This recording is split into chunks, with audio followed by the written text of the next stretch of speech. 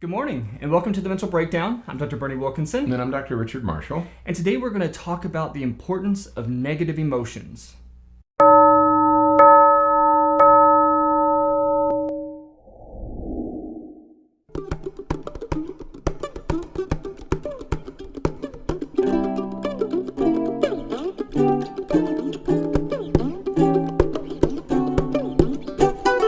Good morning, Richard. How are you doing today? Good morning. Oh, I'm good. Friday? Yes, Friday. Cool. It's cool out. It is. The temperature is very nice. Cool and daylight. We went for a walk around the lake last night, and it was fantastic. It was really nice, and a little breezy, cool, and low humidity. Yeah, it was really nice. But and all of those elicit positive emotions. They make us feel good, makes us happy, makes us feel relaxed. Waking up in the morning gives me a positive emotion. Me Like too. Ronald Reagan said.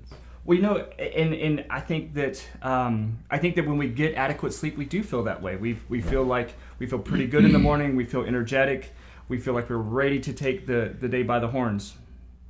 Speaking of a good night's sleep, there's one more article about the relationship of cell phones and poor sleep. Yeah, It appeared this morning. I think it came in last night, but it was on. I think Time Magazine had an article about it. About if you want to get a good night's sleep, get some distance between your cell phone and when you go to bed. right. So we'll talk about that another time. Oh, yeah. But yes, get a good night's sleep. So we're Friday and we're headed into the weekend. Yes, we are. And we're going to talk today about emotions a little bit more. We're going to talk about our experiences with let's just go into emotions in general. But let's begin with a caveat. Okay. This has nothing to do with the election. This doesn't have Okay, anything we to do- promise. This has nothing. This is a completely different topic that we've been working on before the election. It has nothing to do with the election. That is the first time we've mentioned election on a podcast since Tuesday, That's right. and it was you, not me. So that's a move in the right direction. Right. So yes, it's not directly about the election in any way or anything like that, but we're going to talk about emotions and the fact or the experience where emotions tend to be divided into two broad categories. We have positive emotions, and those are all the things that we like feeling. We like feeling happy. We like feeling excited. Sometimes, before I get to that, where there's a little bit of gray area, and then we have the negative emotions. We have the sadness and the frustration and the disappointment and the anger and all those kinds of emotions that we tend to put more on the negative side. There are, though, times when the emotions kind of cross lines. So there are times, for example, around Halloween, where we really enjoy being scared. And we could loosely put scared into as an emotion. So being frightened would typically be a negative emotion. It would typically be a negative. But when we do it at Halloween, it's not right. Right. Or when we watch certain movies and right. things like that, we want to be scared. Or we think about sadness as a negative emotion, but sometimes we go to movies and watch movies because they make us sad, because they make us emote in that way. And so there is a little bit of a gray area, and the emotions kind of cross lines sometimes. But what? Why are you happy? I'm having a positive emotion because when you talked about those movies, I thought about Miss Mudge. You know Miss Mudge? Yes. Angie Mudge. She's the guidance school counselor. Yeah. At McKeel. A good friend of ours. Yeah. And Miss Mudge loves scary movies. They just get her all excited, and she just loves scary movies. She can do scary movie marathons because it just puts her in a great mood. My daughter's like that. So Miss Mudge, we're always thinking about you. But it made me, when you said scary movies, I thought about Angie because she just loves scary movies. Yeah. Well, I like scary movies sometimes, but not all the time. No, not me. No, they do. I prefer comedies. They put me in a negative frame of mind. So they make you so tense. Right. So we have these broad groups of emotions, the negative and positive emotions, and except for those times, like we were saying with Halloween, where we kind of want to be frightened and want to be scared, or when we want to watch certain movies so that it makes us sad or makes us have those kinds of feelings. Typically, we try to stay in the positive side of things, and we work to avoid the negative side of things. And that's typically good. That's typically an appropriate thing to do. I think that we often encourage, with the whole idea of positive psychology is trying to remain positive and trying to be hopeful and looking forward and optimistic about things. But there are times when it is perfectly reasonable, appropriate, and necessary to experience in their full force negative emotions. Right. Mm-hmm. There are times when you're supposed to be sad. And I think that that's sort of what we really want to talk about today, and the importance of accepting the fact that we need to be sad sometimes, that we need to experience these negative emotions sometimes, and the full range of negative emotions. Yeah, I think that's a good lead in, because we typically want people to stay in the positive, do all you can to stay in the positive stadium, this positive region. But there are times when you are going to feel negative emotions. And as you say, there are times when it's perfectly appropriate. Mm-hmm. But I think the larger issue is managing those negative emotions. Right.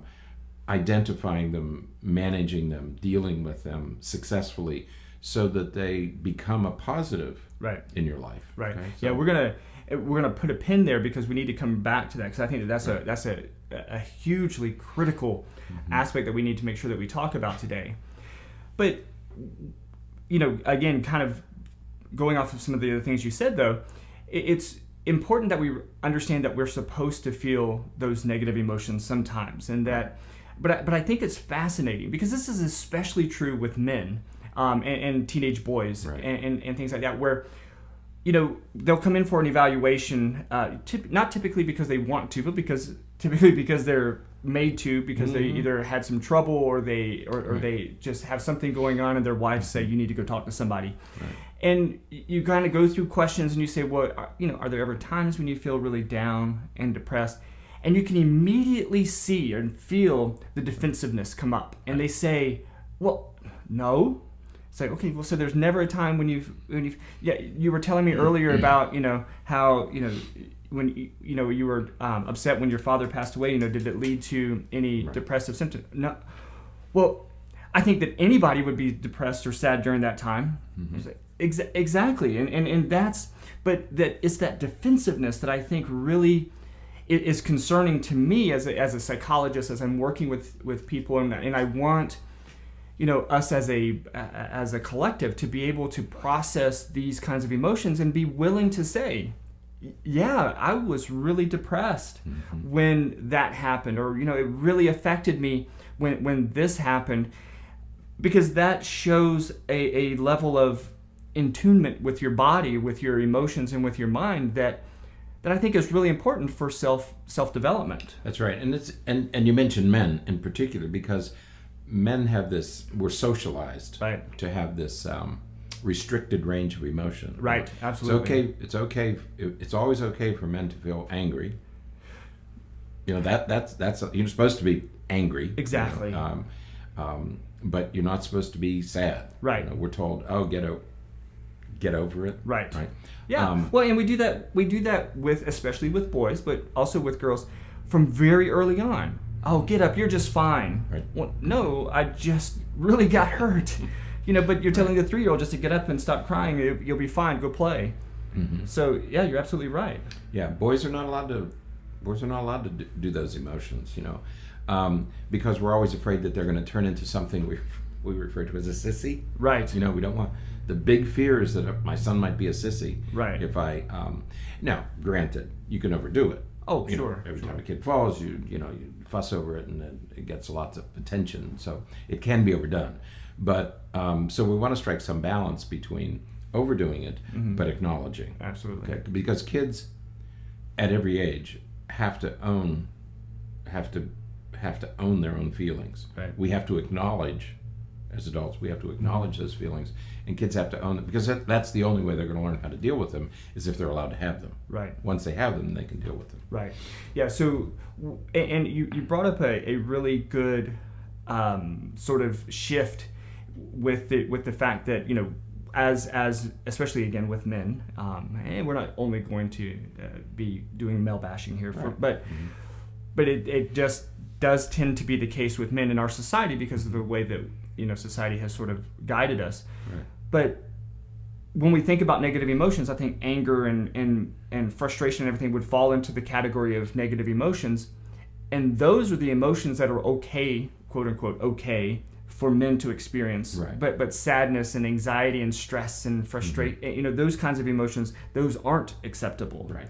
And so, like, I know that when I do evaluations with people, and I think you do the same thing, and they say, well, I get mad, and so I try to help differentiate it. Are we talking about sad mad? Are we talking about mad? Are you mad because you're sad? Mm-hmm. Because that's a very different thing. Because I think that we have ingrained in especially men the idea that if you're sad, that's something you should be pretty angry about.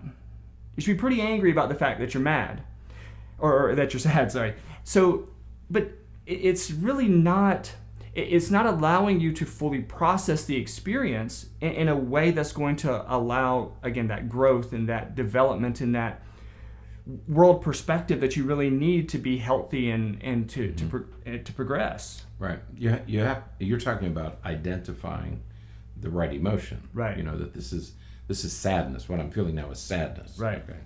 Right. Yeah. So we need to be able to identify our true feelings without feeling the need to cover them up or mask them or defer them as a different type of emotion or different type of feeling, or defer it onto somebody else.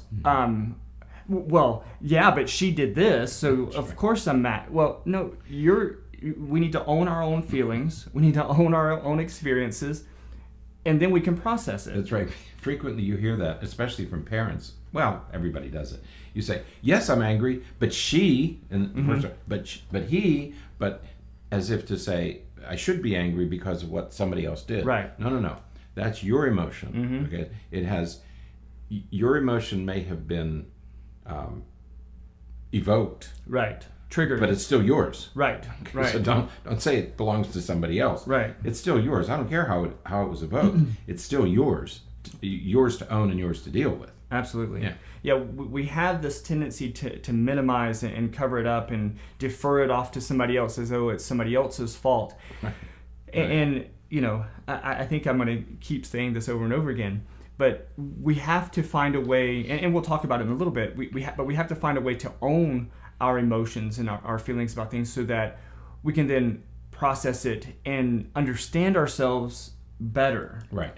The whole goal with life is to grow, is to develop, is to become a better person. And to become a better person, we have to understand ourselves in a better way. And emotions are an important part of our life. Absolutely. I mean, we all have them. We all experience them. Men, women, children, adults, the elderly.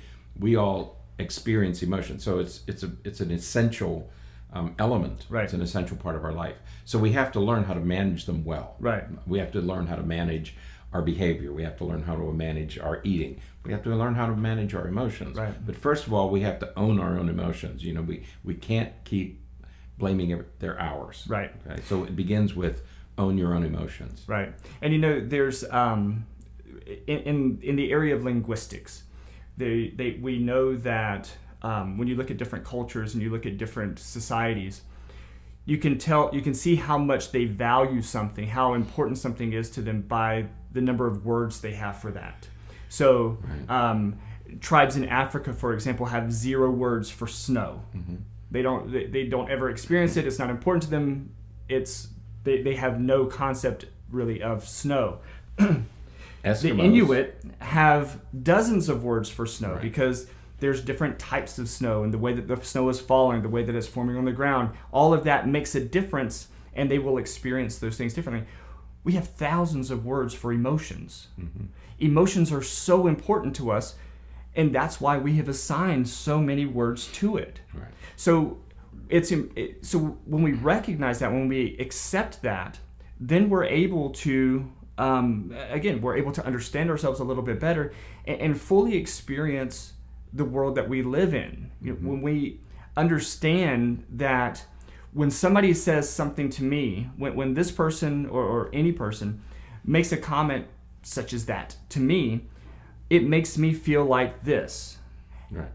As soon as you begin to recognize that and understand that, it completely changes the way in which you have that experience. Right. One of the things we do therapeutically, for example, is emotions are feelings, but they also elicit physiological responses, right? You can tell in your body when you're happy, right? You can tell in your body when you're sad. You feel tired, you feel slumped. You can look at somebody sometimes and you can tell, man, she just looks a little depressed. Right. So we can feel it in our body. Well, there are many emotions that feel the same way in your body. So excitement and fear sometimes have the very similar physiological experience, right? Your body feels very similar when you're excited and when you're afraid.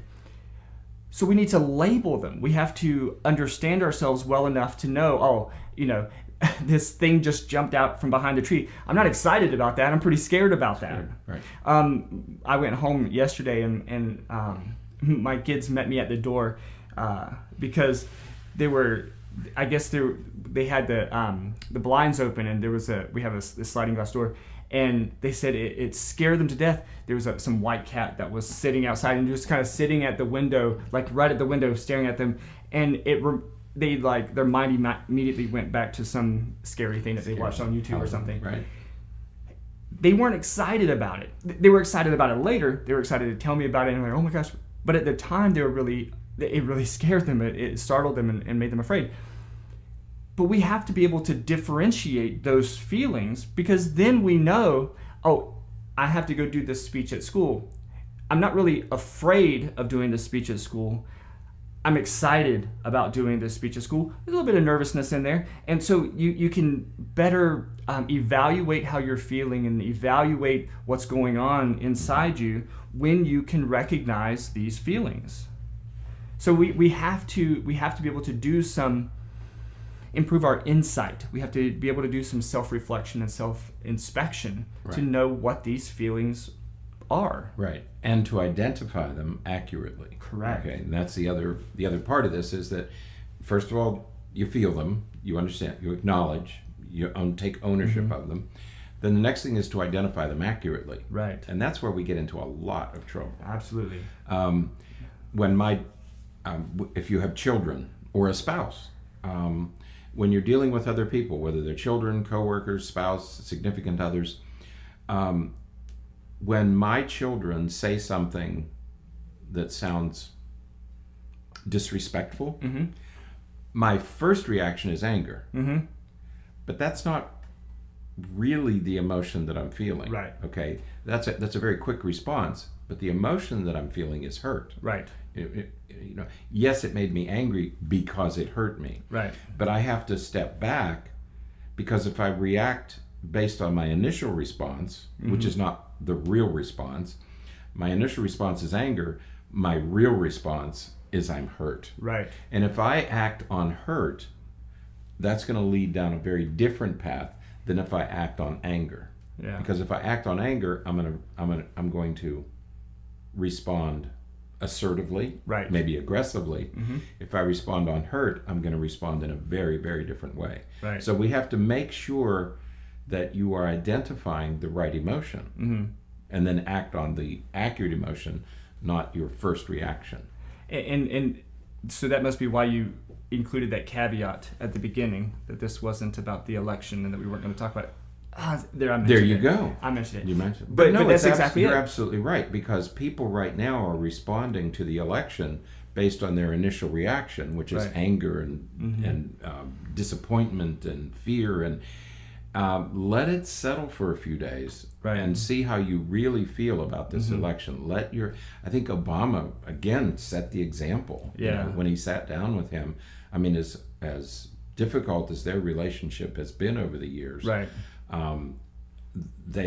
Obama managed to be gracious, right, and the meeting went well, right. apparently. Well, and on Wednesday, when Obama did the his reaction to the election, right. and he said, we're not Republicans first, we're not Democrats first, we're Americans first. And so again, helping to provide some of that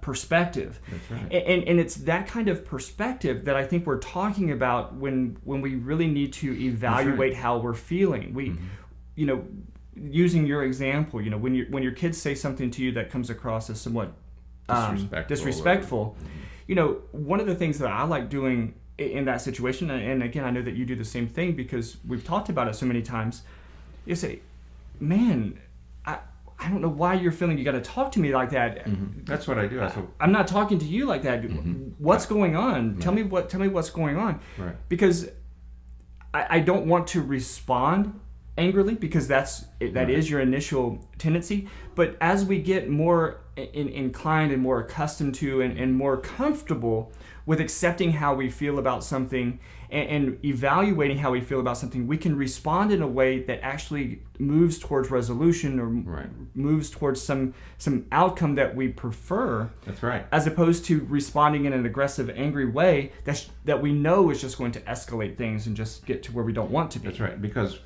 for whatever reason, the child or the spouse or the coworker felt the need to respond to me that way or to address me that way, I have to deal with that. Right. Okay. And I'm not going to get to that until I've identified, wait a minute, there's something else going on here. Yes, my initial response was anger because I felt like I was being attacked, but that's not what really happened. Right. That's not what's really going on here. And for me to respond accurately, I need to step back and decide what emotion am I really feeling. Right. Okay. Yeah, absolutely. And that, I think that is moving us in the direction of what we need to talk about as far as, okay, so how do we get to that point? How do we get to where we can evaluate and understand our feelings a little bit more? I'm almost willing to say that when all spouses argue at some level, okay, some do it gently and some do it not so gently, but I'm willing to bet that if you get really angry at your significant other, it's probably a signal that you're identifying the wrong emotion. Right. That you're feeling something, but that's not the right, because when you verbally attack somebody you care about, right, you probably have identified the wrong emotion. So maybe that's a good signal to step back and calm down a minute and figure out how you're really feeling, what you're really feeling. Yeah, I was working with a couple the other week, and we were talking about their communication style. And what happens is they start out just fine. Mm-hmm. But then as soon as some of those emotions start trickling in there, their words become more pointed and more aggressive and more judgmental. And so we had to talk about you're not effectively communicating because your emotions are starting to get so high. You're not communicating in an effective way that's conveying the information or conveying the feelings or ideas or thoughts that you really have. Yeah, teachers must run into this all the time. In a busy classroom, you have all these kids talking, and sometimes they get aroused, and so teachers must have to absorb this stuff and be thinking about this all the time. I just thought about that.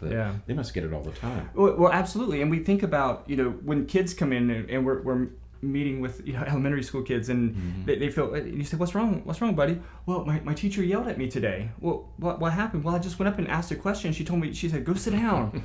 Well, so that's an example of the teacher probably had 50 other things going on, and she's just saying, her communication is just go sit down, we'll talk about it later. And this kid is, he takes it on and doesn't understand it. And so absolutely, I think that teachers but I think we all do. I think teachers, parents, couples, I think everybody, psychologists, we all experience it at one point or another throughout the day. I mean, we probably repeatedly throughout the day. Right. And we have to understand how we're feeling. So let's talk a little bit then about how we can identify it.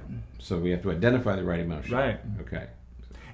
I identify the right emotion and then accept that that's the emotion that it is. Right. And those are the two pieces. But you mentioned children here, and there's a developmental component to this too, because children, like this school kid that you're talking about, children don't identify emotions accurately. Right. Young children don't even have the vocabulary. You mentioned the hundreds or thousands of words that we have for emotions. Those are vocabulary words young children simply don't have.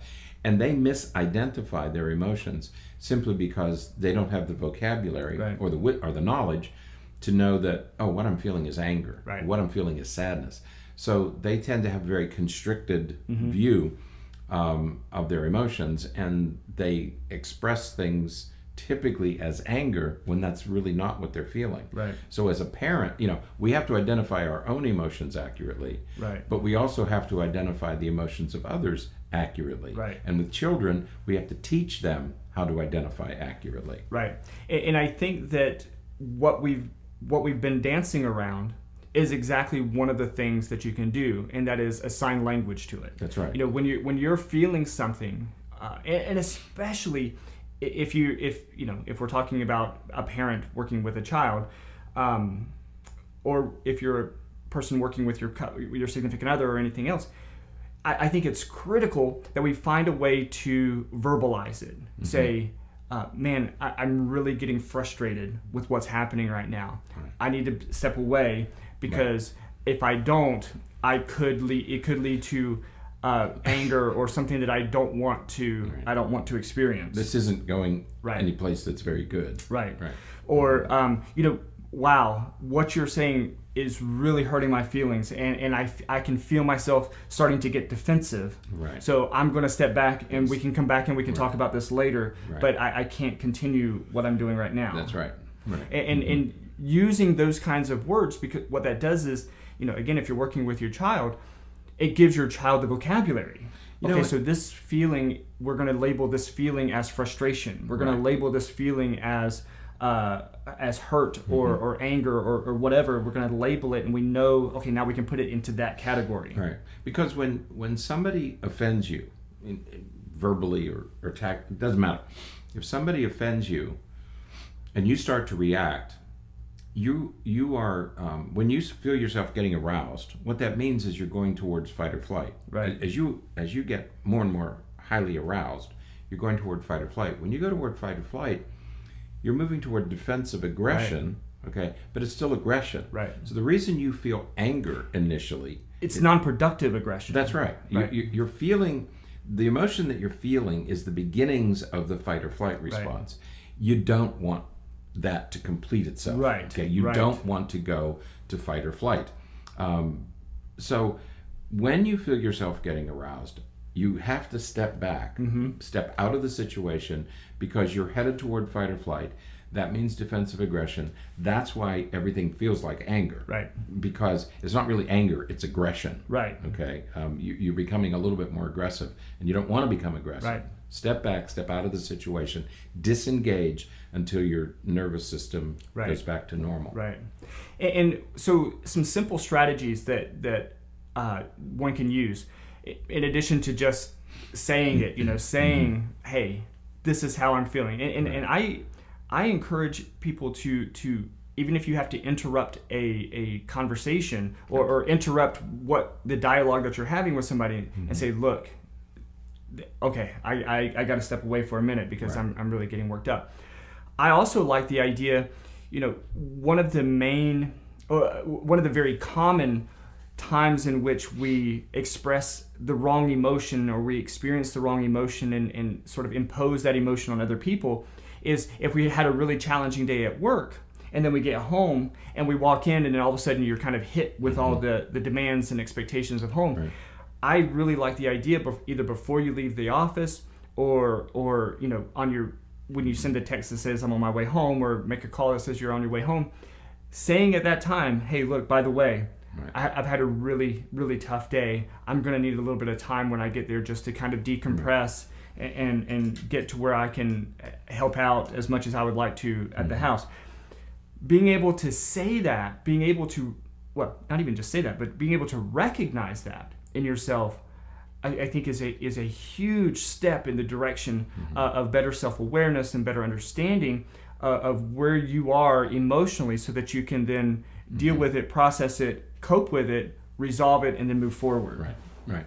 So it's just another way to communicate it, but it's sort of a proactive way to communicate it. Hey, look, you know, I've had times when my son has come in and wanted to talk to me about something, and I'm already kind of worked up about something because of some work I was doing or something I was trying to get done that I just couldn't, especially when I'm working on a machine of some sort, lawnmower. Oh, I hate working on lawnmowers. But, you know, and he comes in and he starts to ask me about something. I say, buddy, you're going to have to wait because this is not going to be pretty. I'm really holding it together right now.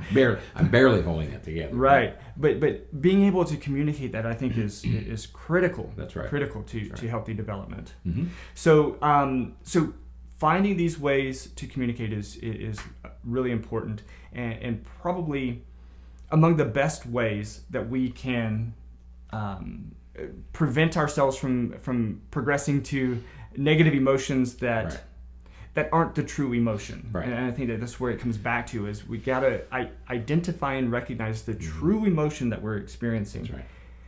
And to be okay with that. It's okay to be disappointed. It's okay to be sad. It's okay to be overwhelmed sometimes. Because when we recognize those feelings, then we know how to either prevent it from happening again in the future, or we know that this is why I'm feeling this way or behaving this way. It's not really because my wife or significant other is really frustrating me. It's not that. It's that, you know, it's this issue over here that's really causing the problems for me. Right. And can I mention one more thing? You can mention as many things as you would like. Well,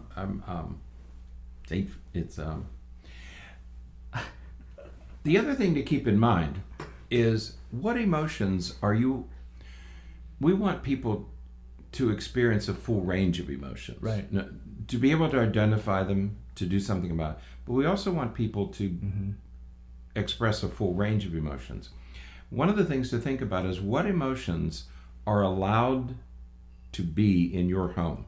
Right. Because there are some homes where anger is okay, right, but you're never allowed to be sad. Right. Yeah, anger absolutely. is okay, but you're never allowed to be hurt. Right. All emotions have the same value. Right. And in your home, you have to think about, what emotions are my children what are we allowed to express? Because you should be able to express everything. Right.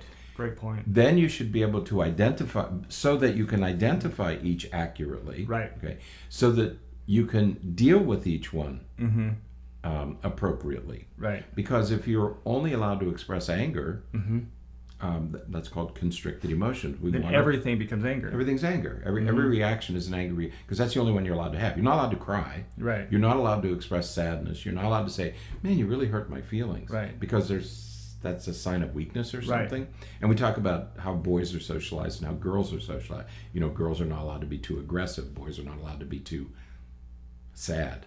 Right. They're not allowed to be hurt. Yeah, they're allowed to be hurt. It's a human emotion. Right. They're allowed to have. So all sexes are allowed to have all emotions. Right. And we have to help our children learn that there are a range of emotions and to identify them accurately. Absolutely. Then they can deal with the emotion that they're really feeling. Yeah. So. Yeah. No, that's a great point. And you know, and there's the issue of, you know, when we don't experience the right emotion, or when we substitute the wrong emotion, we misidentify. And then we end up repressing. We end up the sadness is still there. Right. It's just been stuffed down and hidden to reemerge later on as another emotion or as another thing that you're going to mask in a different way at a different time. That's not appropriate, right? Not necessary. I would so much prefer that my children come home and say, rather than saying, "Oh, I had a horrible day," or "I'm so depressed," and for them to say, "I'm really disappointed because," right? You know, so they're very clear about their feeling and why that occurred. Right. Then we can deal with it. Yeah. But to say, "No, I had a horrible day today," help your kids identify.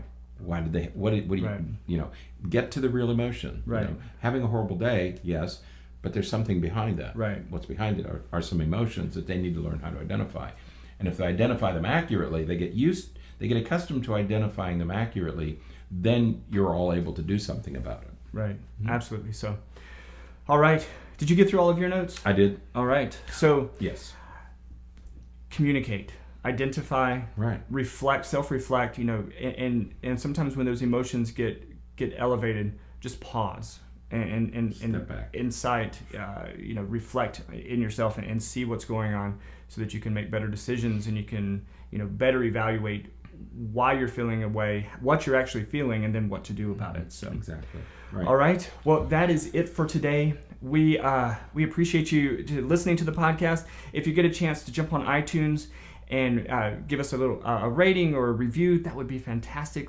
We're starting to get more reviews, which is great because that kind of boosts us in the ranking system there at iTunes, which allows other people to find us, and which is so important, and it really helps us know what to talk about and what's going to be useful for everybody. So if you get that chance, that would be groovy. Love to hear from you. Yeah, and it would be really cool if you followed us and subscribed to our YouTube channel. Also, that would be awesome. So check it out. We're trying to put out as much information as we can, trying to do as much as we can. We have a few more things that we're changing. We've got some really cool ideas that we're going to be talking about on the morning show next week. So definitely tune in and check those out because that's going to be exciting. We've learned some new things over the last couple of days that reinforce some of the things we've been talking about, but it's like, wow. Put some new form to that. Absolutely. Yep. So we're looking forward to that. So have a fantastic weekend. We will look forward to being back here next week talking to you a little bit more about all manner of things. And remember, weekends, that's when we reset. Yep. Hit the reset button. Use the weekend well. Yes. To reset, to get back on track. Absolutely. So, all right. We will see you next week. So until then, I'm Dr. Berney. I'm Dr. Richard. Stay happy and healthy and forget to be afraid.